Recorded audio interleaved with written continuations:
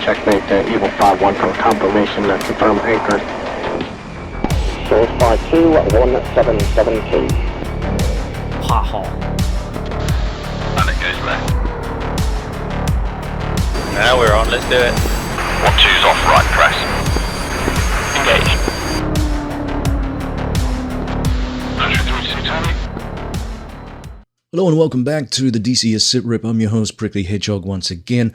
Hope this video finds you well as we dig into the world's premier combat flight simulator for the home PC, DCS World, and this week's newsletter, which covered a portion of a reasonable patch this week, the first patch of the year, and there were quite a few interesting changes. The meat and potatoes of the newsletter are actually buried in the change log, so if you're looking for more information rather than just what was covered in the newsletter, then I recommend you take a little look. And we will take a little dig into some of the highlights not necessarily covered fully in the newsletter. So what did the newsletter say from Eagle Dynamics? Well, they reminded us now that the holiday break is over, they and their third-party teams are back at work. Work has resumed on the DCS core, for example, on modules and also campaign fixes. A lot of campaign fixes this week from that patch. Now, in the first update of 2026, they say you're going to find a number of weapon fixes and also some DTC tweaks and fixes as well. The F-16, the Apache, and the Hornet, and various other aircraft got some much-deserved avionics weapons and manual adjustments and improvements. And not to be outdone, the campaign creators were busy improving their products based on testing and valuable customer feedback. Once again, refer to the changelog for a little bit more detail, and that list of campaign updates is pretty extensive too. So highlights from the newsletter again. For DCS Core, we're talking about weapon fuse behavior and submunition performance continues to be refined in the DCS Core. That includes improved bomb sighting accuracy for dispensers with altimeter fuses. For example, the AB250 and AB500 cluster bombs got new bomblet fuse settings. The 250 dispersion is corrected from when carrying SD2. The SD2 received updated fuse logic and adjusted warhead parameters. New fuse options have been added to the CBU52 and the M117, and the SAB100 and 250 sequence is reworked with new fuse selections. So quite a lot of updates there with regards to those weapons being fine-tuned. The update also addresses the DTC GUI errors that caused empty threat tables, including those that occur after using the delete command. It fixes invisible static objects and resolves DCS-specific issues. Arrow navigation in the airdrome tab, steer point highlighting on the map, and airfield tab highlighting. So the MiG-29A, being a new aircraft, is still receiving plenty of updates, as is expected with any early access module. And they described here they've provided a mix of stability improvements and avionics refinements. That includes a crash fix tied to the Acron, corrections to the canopy jettison handle behavior, and corrections to the attitude director indicator, or ADI, geometry. Russian localization is now available for single missions. The infrared search and track system has been improved with corrected target lock and display cues in close combat mode, improved scanning in CC mode, and new optical tactical symbology, OPT, known as NOLA for gun and rocket targeting. The SPO-15 radar warning receiver gains more flexible mission editor failure options, and new data transfer cartridge control over launch warning logic. Broader database updates address tracking radar behavior and adding missing radar definitions for the Rapucha landing strip and the Tu-95MS bomber. Now for the Hornet, they say there that they've updated fixes for the IR Maverick tracking issues caused by terrain objects behaving unpredictably when tracking trains, for example, both scenery and player placed. The update also improves bombing accuracy by correcting the center aim point for auto and CCIP modes when multiple bombs are released. And finally, a DTC related issue was resolved. Failing to load the DTC could invalidate the Q and guard radio frequencies. That would be annoying. Moving over to the Apache. This has received an update to George AI. I know a lot of you bring up issues with George from time to time. The helicopter's crew assistance system and its fire control radar have been updated, and the update provides clearer target identification, or ID labels, and improved George AI target list display, and fixes issues when selecting and engaging multiple targets. The update also improves the AI pilot auto handover option that results in smoother pilot-in-command transition, which is useful. And additional fixes address problems with the radar display, the mission editor night vision goggles, setting retention, and the engine lockout fly mode recovery issue. The updates add an FCR terrain profile mode, or TPM, section in the manual. Other manual additions include instruction on the player as co-pilot gunner, CPG, and player as pilot George AI sections, and the consent to fire command has been revised to more accurately named multifunctional input center.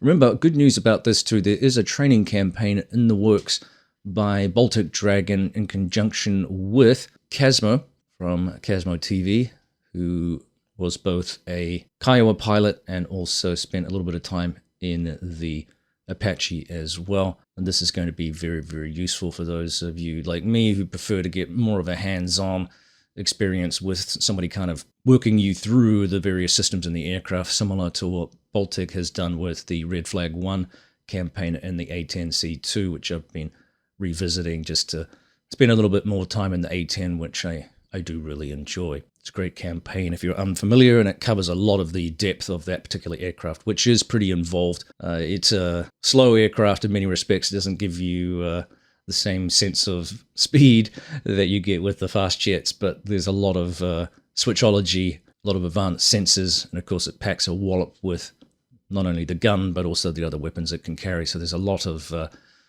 potency within that aircraft, and even the navigation system as well can be very, very involved. You can do a lot with that aircraft that at first glance you're probably not necessarily aware of. Now, moving over to the latter portions of the newsletter here, it is teamed up here with Wind Control, who also used to be known as WinWing, if you're unfamiliar. And there is an official template that you can use as part of the C-130J livery contest. And of course, that airplane is produced by Airplane Simulation Company. It's been a fantastic introduction for the first full-size cargo plane that we've had in DCS world, and a multi-engine aircraft, which has presented some new challenges and excitement for the game. So, they say here, the top 10 submissions will have their skin integrated into the DCS environment, and their name will also be included in the official manual. Here are the prizes. For first place, you'll get $100 worth of DCS ED miles, plus a license for the C-130J. Your livery will be added to the module, and your choice of one of the following Wind Control prizes: the Orion 2 HOTAS Max or the PTO Take-Off Panel. I have both of those, and I can say both are great pieces of equipment, so very useful there if you're lacking something. Second place, I've got a cat attacking me. Good Lord. Do you mind? Second place, $50 of ED miles and the livery added to the module. And then third place, $25 of ED miles and a livery added to the module.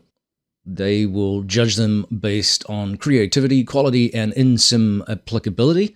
Finalists will be showcased on the forums for community viewing. Rules and guidelines, pretty standard here. Submitted liveries must be your original creations. Plagiarized designs or elements will be disqualified. No political themes. To ensure that our competition remains a positive and inclusive event, liveries must not include any political symbols, flags, and emblems or memes, or themes, I should say. This includes national flags, political party logos, slogans, and any other imagery perceived as divisive or controversial. Cultural respect, avoiding offensive, inappropriate, or culturally insensitive imagery. We want this competition to celebrate creativity and the global DCS community in a positive and respectful manner. And of course, in-sim usability. Liveries should be practical and functional for in-sim use. Entries should complement the realistic nature of DCS, and liveries that are too outlandish or impractical will not be considered. You'll need to get them in by the 6th of April 2026. Late submissions won't be considered. So if that's your bent and you want to contribute some sort of cool livery for the C-130, which, as I said before, is a fantastic aircraft, then I'd go ahead. And as I said, there's some great prizes there. Those Wind Control items are pretty decent.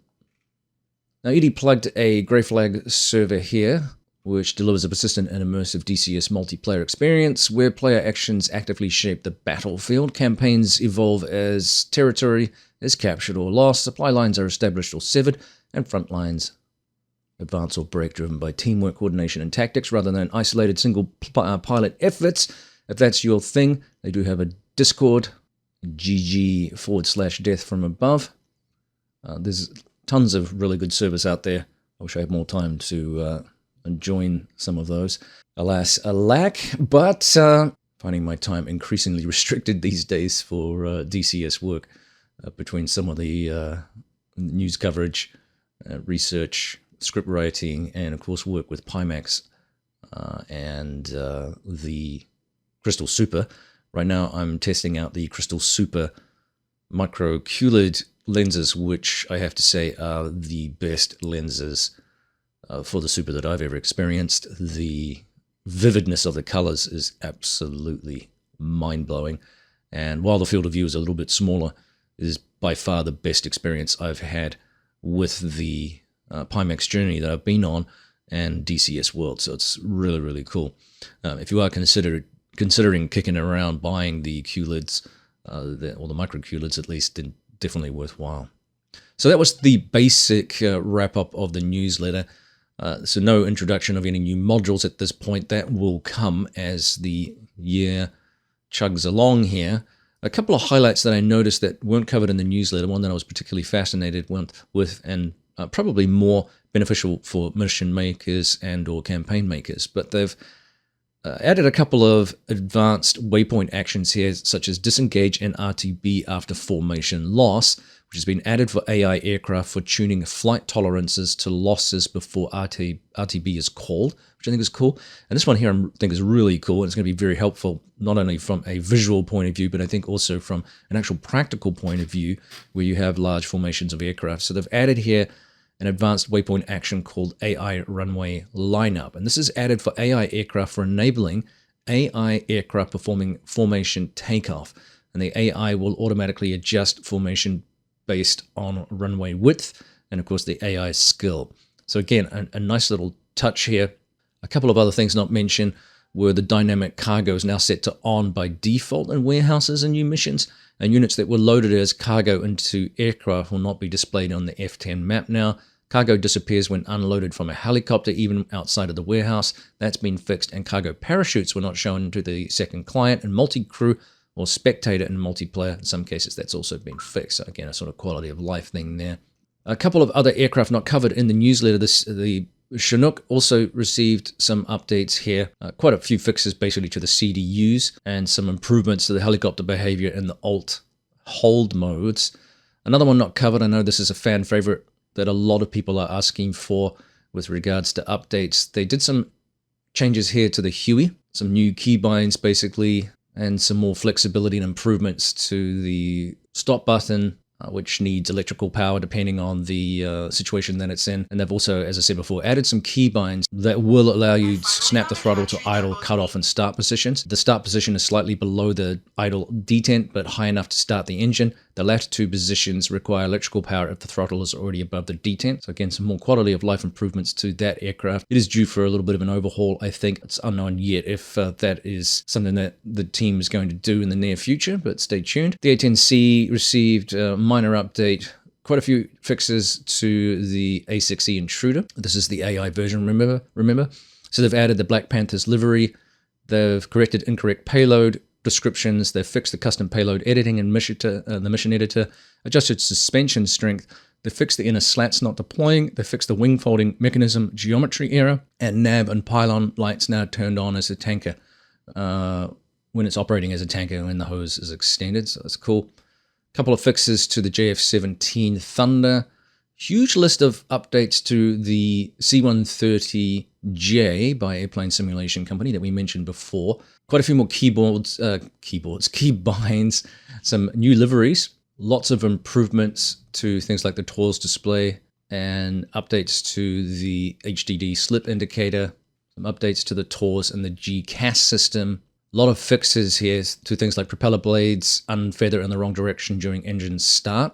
And the list goes on. There's probably like 30 odd line items here, ranging from payload editor icon for the right external fuel tank is incorrect, all the way through to crashes when entering the TACAN channel for a mobile TACAN.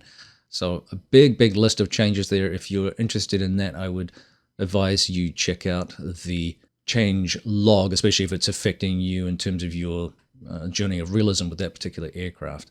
So as I said before, huge number of campaigns that were updated, ranging from things like the improved AI takeoff and landing behavior with reflected simulations for the Red Flag 81-2, to a big list of fixes for the F-16 Century Pacific campaign by SO Simulations. This is one of the brand new campaigns for the F-16.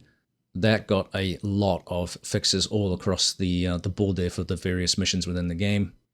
And the last list here talks about the F-4E Northern Defenders campaign, Phantoms Rising, by Flying Psyking. So again, refer you back to the changelog if there's something specifically that you noticed. These bugs are reported all the time.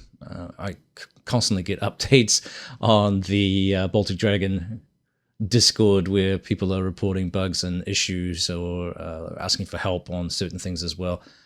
So a work in progress, as the campaign maker guys will tell you. There's always something going on when we receive updates for the game. Corrections are obviously roughly 4 to 6 weeks, remember, barring any hot fixes stemming from a big patch or the introduction of a new aircraft. Well, that brings us to the end of this week's DCS SITREP. Thanks again for tuning in. Thanks for the support, the likes, the subscriptions, the comments, and all the rest of it. Don't forget to come back, because we are going to have more news this year on a wide range of projects coming to DCS. I think it's going to be a bumper year based on the things that are brewing in the background that are getting close for submission. I think this is going to be a tight year for Eagle Dynamics, depending on how these projects come to life in the game. So there's going to have to be some management of the modules. And again, depending on what comes. We're talking things like the LA7. We're talking things like the PTO. We're talking things like map updates for Iraq, Afghanistan, and the brand new Balkans map that is being worked on by Henri Tech. So just a small fraction of many things that are set to arrive in 2026. So again, come back for more, and we'll see you next time on the DCS SITREP.